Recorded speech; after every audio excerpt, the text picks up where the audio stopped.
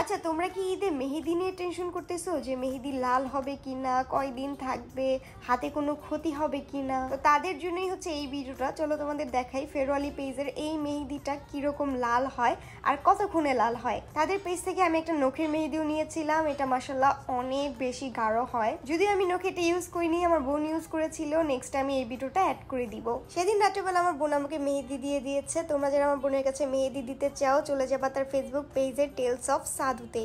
ঈদে আর মেহেদি নিয়ে টেনশন করতে হবে না, জাস্ট ফেরওয়ালি পেজ থেকে এই মেহেদিগুলো অর্ডার করতে পারো, প্রাইস অনেক কম। এই যে দেখো, মেহেদি দেওয়ার পর সকালবেলা ঘুম থেকে উঠে আমি একটা ফুটেজ নিয়েছি, মাত্র 3-4 ঘন্টা আমার হাতে ছিল, তাতেই কত বেশি লাল হয়েছে। যদিও অর্গানিক মেহেদি একটু টাইম নিয়ে কালার হয়। সো এইটা হচ্ছে আমার ফাইনাল রেজাল্ট। এটা আমি নিয়েছিলাম একদিন পরে, আমি পানি ধরেছি, সাবান ইউজ করেছি, তারপরেও দেখো কালারটা কত বেশি গাঢ়। সো আশা করি ভিডিওটা তোমাদের কাজে আসবে। Thank you.